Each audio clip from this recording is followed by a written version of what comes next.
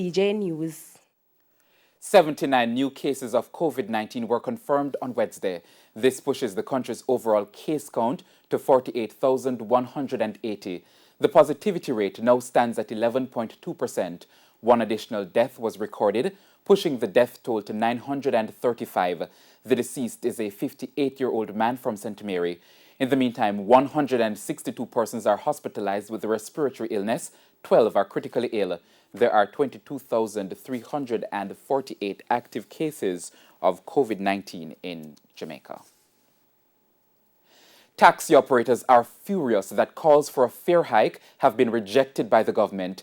It follows Wednesday's announcement by Transport Minister Robert Montague that it is just not feasible at this time. I'm very much disappointed because having waited for a couple of years, and when I mean couple of years, I mean long.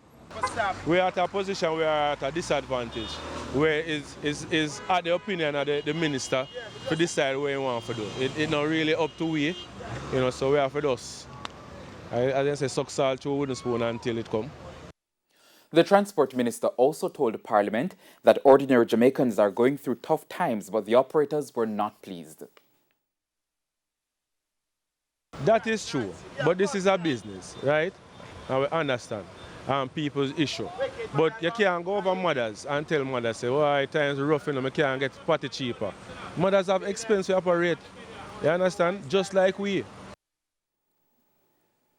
After a 2-year wait, residents in Western Jamaica now have access to the Harmony Beach Park. The multi-million-dollar recreational facility opened last week, Codian Barrett reports. The development of the new Harmony Beach Park at Montego Bay has left Montegonians excited. Many are eager about visiting the grounds after waiting 2 years for its completion. Although the beach is closed due to COVID restrictions, the park is open for everyone. I well want to go out there to them say the beach not open yet. So I well want to go out there with my grandchildren, them go see how out there develop. In the time when we did young and they walk a beer. Out there they just one little tree, we go sit down and dance. So now out the beautiful, I can carry my grandchildren and go enjoy it. For a long time, the citizens have nowhere to go. They have no proper beach. As you know, the large hotels along the Rosal coast have taken up the public beaches that they would go to for many years. So when a decision was made to have this public beach, I was really excited. The park, formerly known as Dump Up Beach, was renovated to the tune of $1.3 billion. It was officially opened last week Friday by Prime Minister Andrew Holness. While some residents are suggesting a fee be paid to keep it maintained, they are still grateful that it is open for all to enjoy. Give serious people this park to look about, people who really knows what they're doing.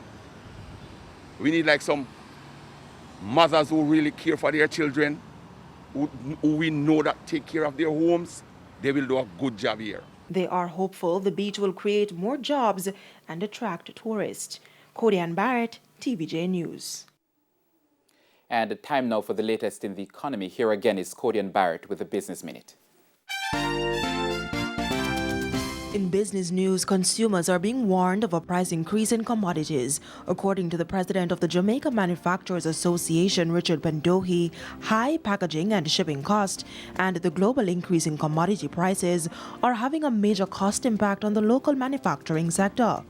The magnitude of the increase is such that they cannot all be absorbed by the business, and therefore there have been price adjustments to our consumers. However, these increases are tempered by the reality that our consumers' disposable income is not increasing, as they are feeling pricing pressure from everywhere. Businesses and entrepreneurs in eastern parishes will be given an opportunity to update their records or file applications to the company's Office of Jamaica COJ's mobile run. The mobile unit will facilitate business registrations, deregistration of closed businesses, and filings. They will be doing runs in St. Mary, Portland, and St. Thomas until Friday. Wigton Wind Farm Limited has recorded an increase in profits for the year ended March 2021. Their net profit amounts to $792 million. That's $130 million higher than the similar period last year. And that's it for the Business Minute. I'm Codian Barrett. News overseas now. U.S. President Joe Biden has directed the intelligence community to further investigate the origins of the COVID-19 pandemic. Now, this comes 2 months after the World Health Organization, WHO itself, called for further studies. More from the CNN. Growing scrutiny about the origins of the coronavirus. While many scientists believe the virus emerged naturally at a Wuhan wet market, its source has not been definitively traced. The way to know is to go there, sequence all these early viruses, and see how things went from bats to humans, and perhaps with an intermediate host.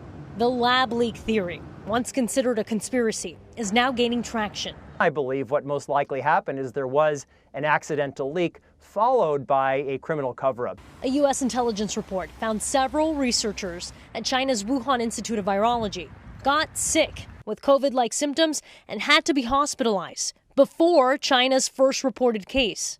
The lab and China's government strongly denied the report. If it did come out of a lab, that would be a first for the world, is that right?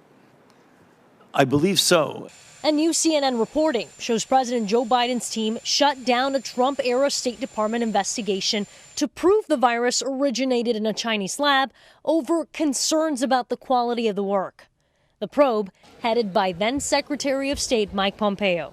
Have you seen anything that gives you high confidence that it originated in that Wuhan lab? Martha, there's enormous evidence that that's where this began. The consensus among health experts and lawmakers, there needs to be an investigation.